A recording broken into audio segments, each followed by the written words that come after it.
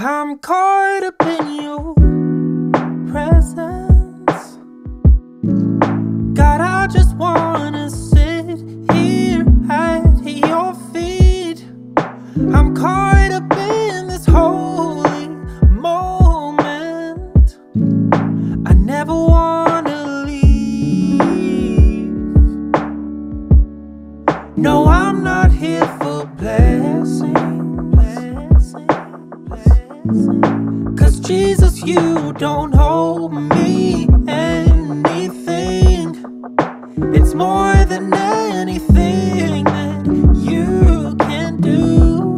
God, I just want you.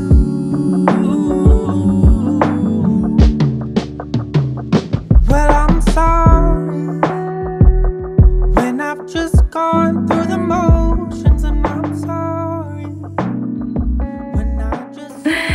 Vratila sam se, pozdrav svima, dobrodošli na moj YouTube kanal, dobrodošli u novi vlog. Nije me bilo dugo, znam koliko je prošlo, 2 tjedna, možda 3 kad budete gledali ovaj video. Jednostavno, evo, tako se desilo, stvari su se tako izdešavale, ali imam dobar razlog u jednu ruku zašto bi nije bilo. Moja kćer je bila bolesna isto tako, tako da evo. Ali, evo, prekrasno nam je vrijeme, nadam se da čujete i vi ove ptičice i pse. Ponekad čak čujem i magarce i koze, tako da, i kokoške, tako da tu nam je prava farma oko mene. Evo, malo sam zalila cvijeće ujutro, ali ono što bi vam, evo, htjela reći i zašto me zapravo nije bilo tako dugo i šta je sve zauzimalo i zaokupiralo moje vrijeme, a to je, ljudi moji, otvorila sam udrugu. Još uvijek to mogu vjerovati. Još uvijek onako mi je, ne mogu vjerovati. Ne znam, još uvijek ne znam uopće što bih rekla od radosti očito i veselja i šoka. Da, evo, udruga je službeno otvorena, zove se Udruga Ivi, Udruga za umjetničko izražavanje. Jo, ne mogu se prestati smijeti. Ono što bih voljela je baviti se plesom, pjevanjem, glumom i sviranjem, to jest voljela bi raditi to sa djecom. Oni koji me znaju, znaju da sam od malena u glazbi, da to zaista volim i to me stvarno onako ispunjava. Završila sam glazbenu školu, tako da, evo, neću sad moj životopis i biografiju, ali uglavnom, evo, i plesala sam dugo godina, tako da voljela bi možda neke svoje ideje i znanje prenijeti na druge, ali to sam od uvijek voljela raditi, tako da evo, toliko sam zahvalna Bogu što je vodio taj cijeli proces. Nije bilo lako, evo, ja sam onako, kažem, poslovna neznalica jer puno toga nisam znala. Jedna mana života u malom gradu je to što zapravo nemate ureda gdje biste mogli pitati neke stvari. Ovdje mi gotovo nitko nije znao objasniti ništa u vezi udruga, niti me znao uputiti gdje trebam ići. Tako da evo, za sve šta je dovelo do toga da se udruga otvori, to zaista bila Božja ruka, jer uvijek je na moj put stavio ljude koji su me znali uputiti negdje. Zahvalna sam Bogu, ne znam šta drugo reći, presretna sam. Znam da me čeka još jako puno stvari. Kažem, totalno mi je sve to nepoznanica još uvijek, ali Bog je vodio do sada sve onako totalno nadnaravno, ja bih rekla, i vjerujem da će voditi i nadalje. Malo me onako bilo ujutro strah, razmišljala sam o puno stvari koje još trebam napraviti, o puno stvari koje ne znam. Ne želim pogriješiti, ne želim, baš sam rekla, ne želim, ne daj Bože, napraviti nešto što nije zakonski. Ali onda sam čitala u Bibliji o Josipu i kako je Gospod vodio njegov život i na način na koji je bio prodan i braća kako su ga se odrekla i sve, i kako je Bog zapravo njegov život doveo do nekog predivnog svjedočanstva, da je on postao ravan faraonu, da jednostavno su ga ljudi onda cijenili. Bog je cijelu tu situaciju preokrenuo na nešto dobro, i dok sam čitala to, u glavi su mi se miksala pitanja u vezi udruge, kako ovo, kako ono, joj, strah me. I u jednom trenutku sam se ponovno vratila na to što čitam i onako se mislim, zašto me je strah? Zašto upravo čitam sad ogromno svjedočanstvo vjere i Božeg djelovanja, a ja u sebi totalno strahujem, umjesto da se fokusiram na to što čitam i stvarno kako Gospod može napraviti apsolutno nemoguće iz nemogućeg. Zaista sam sretna, blagoslovljena i radosna što je ovo konačno krenulo. Kažem, dugo mi je trebalo, vraćali su mi se papiri dosta puta jer sam radila stvari pogrešno, ali dobro, nema veze. Ko radi taj i griješi, pogriješit ću vjerojatno još mali milion puta, ali evo, zaista želim i ovime proslavljati Boga i stvarno sam sretna za sve stvari koje, evo, se dešavaju i koje će se desiti. Imam sad stvari neke za odraditi što se tiče udruge, mailove neke poslat, pitanja za postaviti, tako da to ću sad napraviti.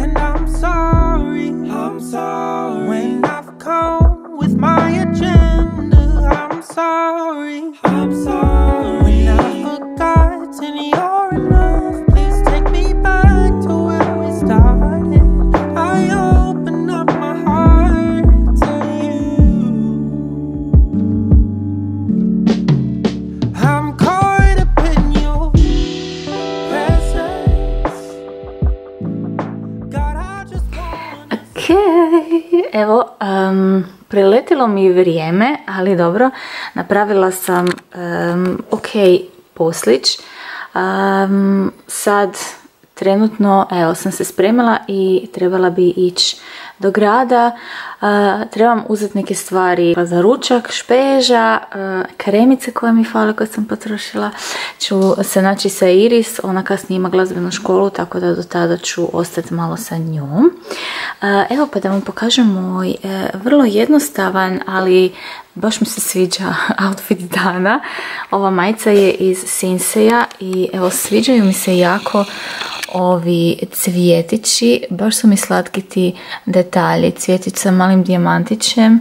Super je, mekana je jako, materijal je odličan. Hlače su iz Lidla, ali ja mislim da su prije 2 godine, tako nešto. I balerinkice su isto tako iz Sinseja, isto tako nove. Znam da ljudi onako, žene imaju love-hate relationship sa balerinkama. Ja ih osobno volim kad tako želim biti onako elegantnija, a ne želim nositi patike, a opet želim biti onako puštena i casual, onda su balerinke definitivno super opcija. Idem pomalo i vidimo se malo kasnije.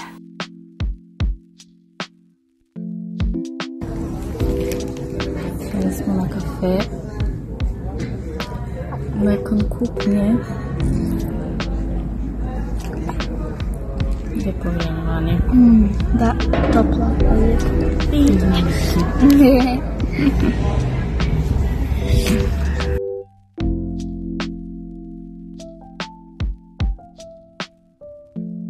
Ok, evo me iz grada i htjela sam vam samo pokazati što sam uzela u Milleru. Evo, prva stvar je ova krema za lice, to je protiv sunca sa SPF 50, poprilično snažno.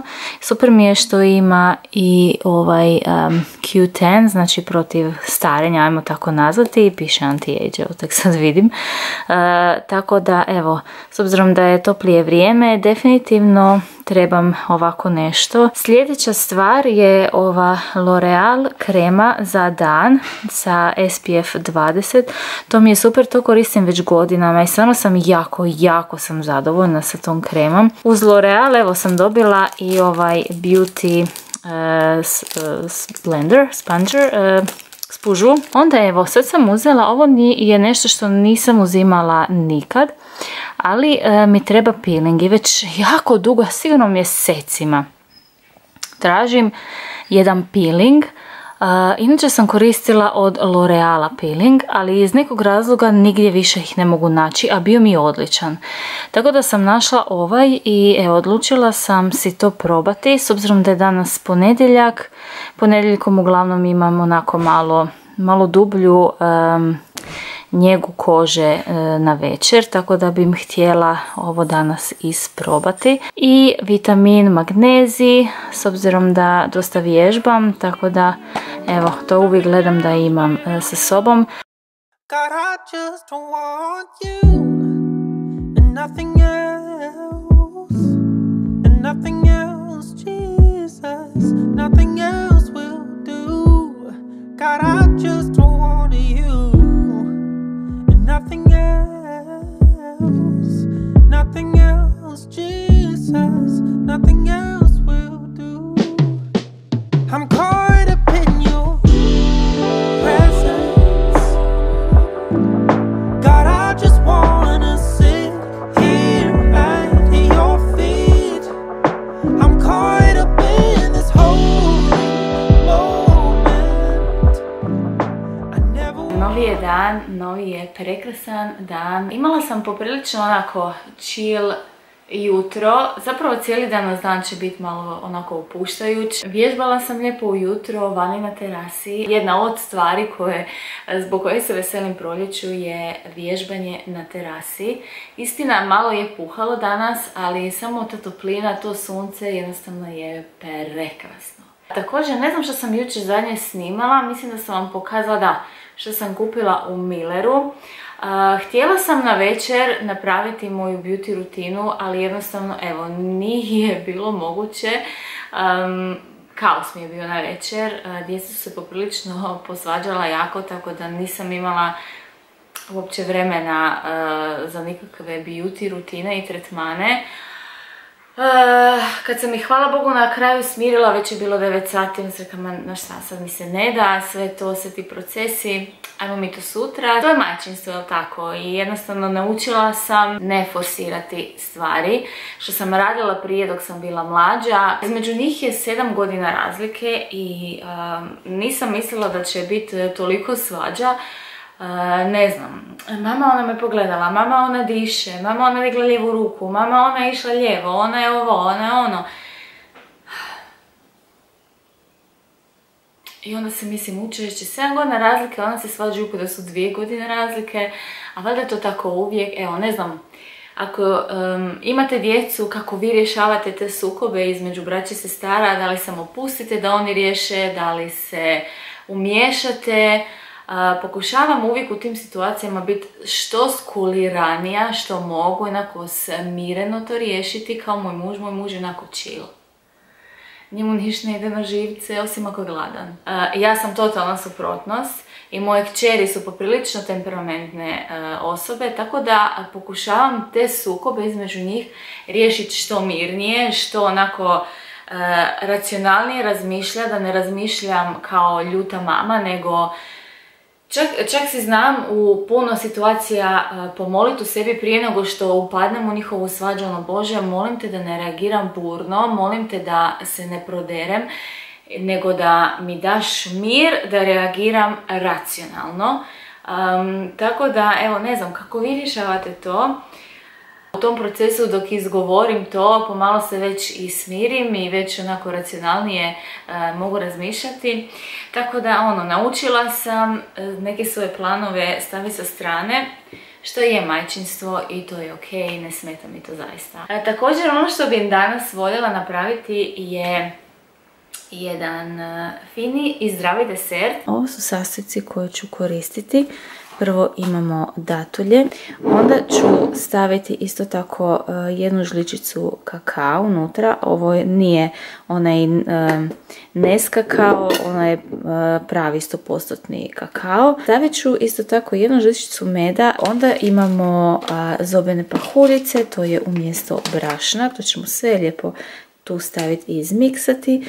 Onda imam isto tako, stavit ću mrvljeni orah i zadnji put sam stavila malo brusnica i jako mi se sviđalo kako je to imalo okus, tako da ću i sada staviti malo brusnice unutra. I zaboravila sam, stavit ću isto tako malo žličicu 2 proteina unutra. Ok, znači kao što sam rekla, sve lijepo stavljamo te sastojke u blender. Što se tiče datulja, stavljam ih, volim ih staviti 12 do tako 16, najviše 20 komada. Brusnice lijepo isto tako stavljam unutra i dat će onako lijepu teksturu mekanu. Kakao će dati onako čokoladnu teksturu i čokoladni okus, prefino, med i naravno zobene umjesto brašna. To ćemo sve lijepo zmiksat u blender. Ako je malo teže zblendat, volim staviti ili malo biljnog mlijeka ili malo vode. U ovom slučaju stavila sam vodu jer nisam imala mlijeko. I to je to. Evo, smjesa je gotova, mekana, prefino. To sve oblikujem lijepo u kuglice, vrlo jednostavno i to je to. Evo, na kraju sam još posipala malo mljevenog oraha po njima i to je to.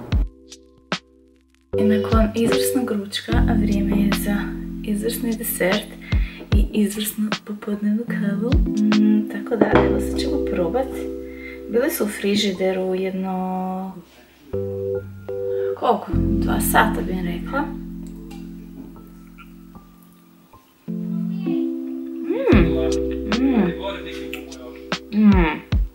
Kakao odlično daje onaj okus čokoladni.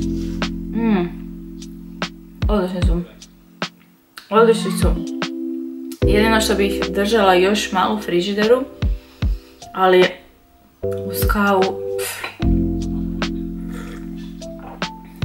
savršeni.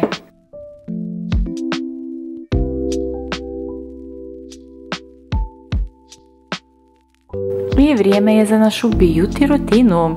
Prvo, uvijek što napravim je operem lice sa ovim gelom za pranje lica od L'Oreala. Odličan mi je i toplo bi preporučila.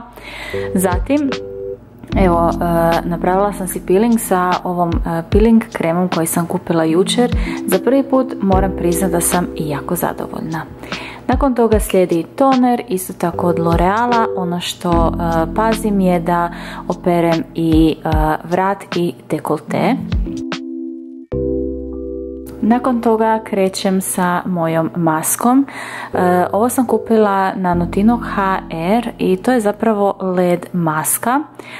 Odlična mi je, zaista mi je super. Dok mi je maska na licu, volim čitati knjigu. Danas čitam Naše nedovršene priče, razvodi koji se nisu dogodili, kršćanska knjiga o braku. Dakle, ova maska je odlična jer svako ovo svjetlo detektira problematiku kože.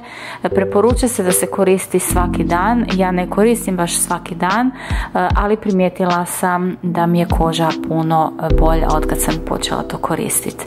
Nakon toga stavljam retinol od L'Oreala, zatim Nivea kremu što sam počela koristiti za njih mjesec dana na večer.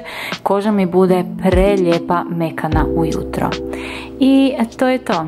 Evo, nadam se da vam se sviđa i nadam se da vam se svidio ovaj vlog i da ste uživali, da ste se opustili sa mnom. Hvala vam što ste gledali. Želim svima sretan i blagoslovljen dan. Bok!